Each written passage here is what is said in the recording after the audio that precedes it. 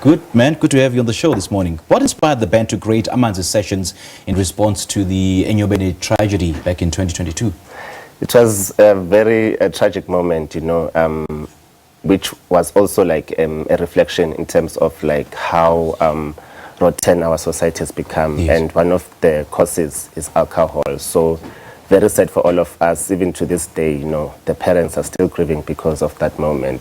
But over and beyond, in our communities, we see these things happening, in terms of how alcohol contributes to the trauma unit in hospital. We also saw that during the COVID moments, and also just in general, alcohol has been destructive. Yeah. And having said that, it's quite true what you said about alcohol being destructive, but how then does the band use music as a platform to engage the sort of ritualized mass consumption of alcohol in our communities?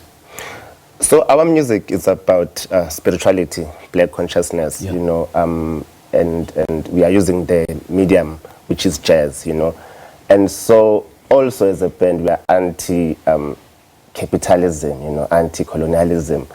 And so we will be contradicting ourselves if we would feed the monster that is destroying us as a people. So that's why it was very necessary for us to step in. And there's only one way which we can do it, and it's through the music, And through our shows, we've had feedbacks of people saying our music is healing, and they are never the same after the show. So it was very interesting for us to say, how would it be, or how would healing look like, in a space whereby there's absence of alcohol, and yet just to see how people would engage with that. Yeah. Are there any specific personal experiences that influence the creation of this? I mean, everyone in their families, we all have that uncle, Sure. And also within the industry, alcohol is normalized, it is ritualized, and we've seen in terms of how many careers have ended because of that, So it is not only about the community, but it's internally for us to say, like, if we can at least manage it, because we are not going out there acting holier than thou, saying people must not drink, But we are rather say, let's watch this thing as a double-edged sword. It has destroyed us as a community. In one way, economically, black people do not benefit from alcohol, It is the Western people who are benefiting. It's foreign breweries that benefit from this, And then also in terms of our lives, alcohol is very destructive. The young people, they run to alcohol to overcome depression. Families are broken. People are divorcing because of this alcohol. So it's very important for us to really note in terms of how it is killing us as black people. And what do you see as the role of artists in terms of addressing such issues like excessive alcohol consumption?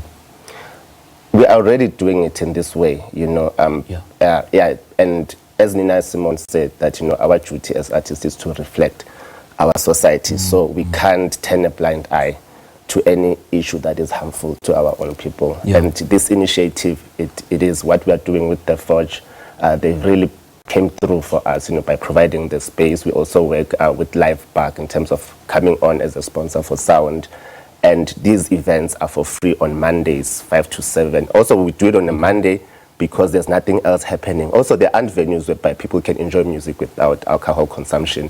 And it is also accessible for people who need public transport. Also, kids can also access that space, since it's from 5 o'clock till 7 o'clock on a Monday. Good stuff. And moving forward, how do you plan to continue the conversation and the impact of Amanzi sessions beyond your performances? So what we are doing, this is a community project. It is community-based. Right. It moves across all classes, Everyone is affected by this issue. It is not focused on race. Even white people, even coloreds, even Indians are affected by this issue. So everyone can relate. Whether you are rich or poor, alcohol is a problem, And so since it's a community, like the last one we had, Nhlanhla Ngqaqu, who came in and who did some research and gave us a presentation. So we'll be inviting different people, and we're hoping in future we'll be able to bring in partners on board, like the SABC. We are seeking reparations in terms of the damages that they've done to the community. So we are hoping that rehabilitation centers will step in, psychologists will step in. That's the kind of vision that we have, and we see it play out beyond what's happening in that space. So where do you see the magic in Amanzi sessions? Is it in the lyrical content, or is it the in the beat or the rhythm? I guess Amanzi, just the concept in itself, in terms of like how what water symbolizes, you know, water is for purifying, water is for nurturing, you know, and basically when it rains, you know, we see it as a sign, as a blessing from the Almighty, from our ancestors. And that's what we are seeking to do as a band, to just flow like water. And us having water, we are acknowledging the presence of the Almighty and the ancestors with us in everything that we do. That's where the magic, that's where the power is. Deep, eh? That is so deep. Thank you so much for joining us, eh? So I'm going to allow you to walk across and join the other band members as we're going to render a piece right now. Thank you so much. Sure. All right, that was band leader and composer Nhlanhla Ngqaqu talking to us about their fourth night sessions titled Amanzi Sessions, inspired by the Enyobeni tragedy, that is. Now, these sessions serve as a testament to the band's commitment to not only creating music, but also using that platform to advocate for change and healing within their communities. So, gents, take it away.